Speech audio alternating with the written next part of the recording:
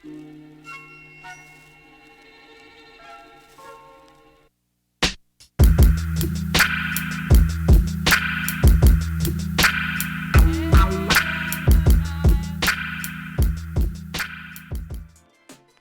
Sharif, what's up? Hey, what's going on, Shiv? Pretty good. There was an interesting article that I read about on Twitter, and there are two reasons why I wanted to talk about this today.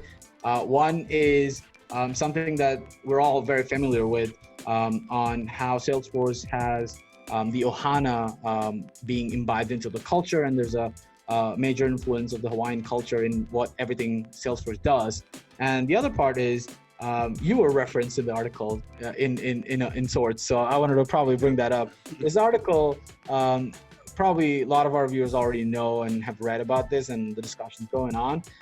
It was actually published on the Daily Beast. It basically talks about Salesforce's references to the Hawaiian culture. So Salesforce basically did a focus group with their native Hawaiian employees and wanted to make sure that some of the voices were heard and there was no cultural appropriation that is happening. There was a debate internally, and they have, from the article that I read, have taken steps to remove some of those references. And I thought it's an interesting article to maybe discuss about this. And also, I saw this good-looking dude with the picture. I think you were here for the Ohana Mark Floor. Benioff? Nah, the guy standing next to Mark Benioff. I think this was taken at the New York Ohana Floor celebration, right? Yeah, so I live out here in New York, and they had the Ohana Floor celebration. So I was there, and I got to meet Mark Benioff. So it was a very nice event.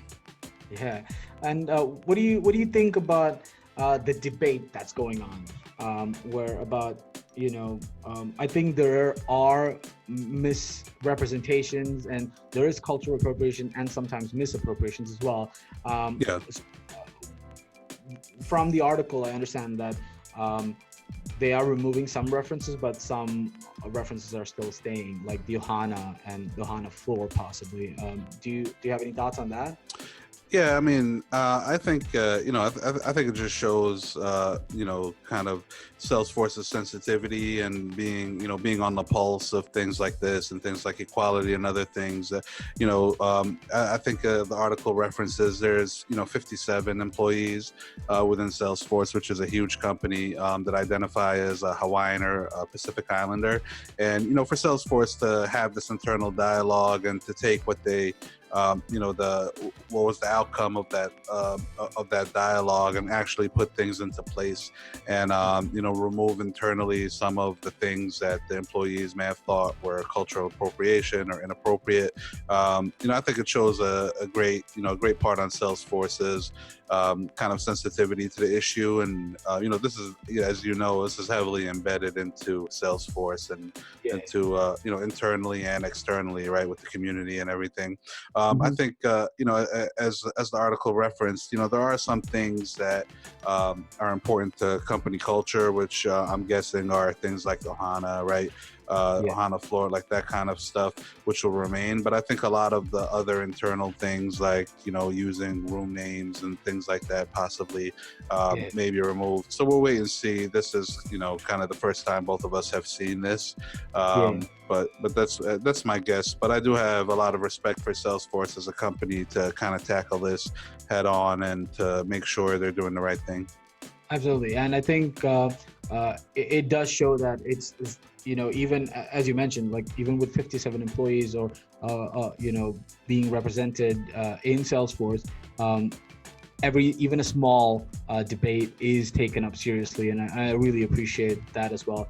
I think the commitment towards equality is something that Salesforce really takes seriously, and that's one of the things I think is very visible in such a debate. So yeah, it's an interesting topic, and I think even on Twitter we use a lot of hashtag Ohana, and I think even at Dreamforce I think the official kickoff for the keynote is also through the traditional celebration from the Hawaiian culture and the song that's being sung. So I think it's really nice to see that Salesforce is walking the talk and being woke, right?